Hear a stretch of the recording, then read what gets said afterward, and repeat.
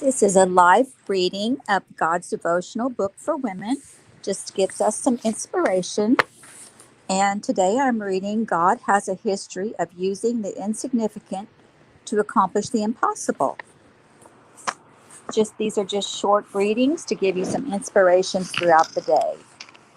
And I know I need it. So here we go.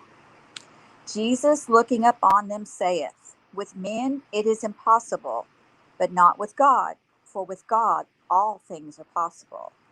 And that is by Mark 10:27. All things can be useful for God.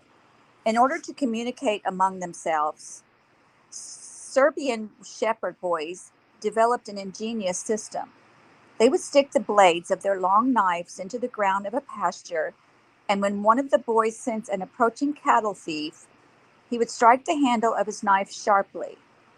The vibration created a signal that could be picked up by other shepherd boys, their ears pressed tightly against the ground. It was by this unique system that they outwitted thieves who tried to creep up on their flocks and herds under the cover of darkness and tall corn. Most of the shepherd boys grew up and forgot about their ground signals, but one boy remembered. 25 years after he left the pastures, he made one of the greatest inventions of the modern era. Michael Pupin changed the telephone from a device used only to speak across a city to a long-distance instrument that could be heard across a continent. Something you take for granted today, something others may consider to be insignificant or ordinary, may actually become your key to greatness. Look around you. What is it that God has put at your disposal? In Exodus chapter 4, Moses is involved in a discussion with God regarding his suitability to represent the Israelites. What if they do not believe me or listen to me? He asks God. What is that in your hand? The Lord replies. A staff, Moses says. Then God tells Moses to throw the staff on the ground, and when he does, it immediately becomes a serpent. God gave Moses the ability to use whatever was in his hand at the moment to demonstrate not Moses' power, but God's power. What's in your hand? Is it a wooden spoon? Bake cookies to take to a neighbor or a shut-in? Is it a steering wheel? Volunteer to drive an extra carpool or take an elderly person to the doctor? Whatever is in your hand, God can use it for his glory.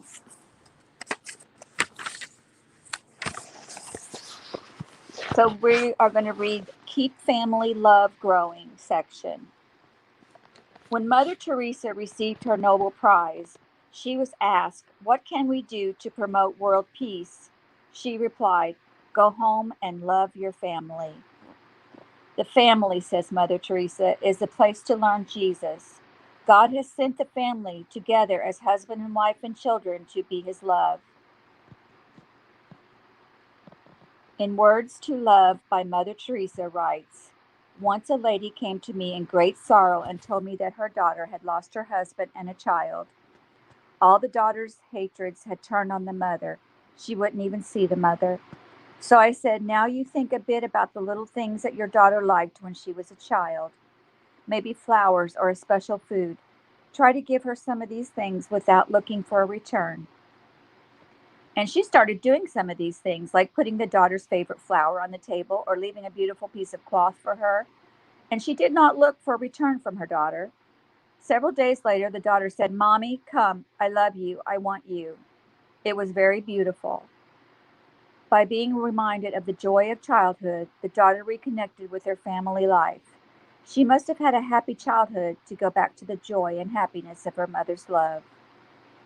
Let love and faithfulness never leave you. Bind them around your neck. Write them on the table of your heart. Proverbs 3:3.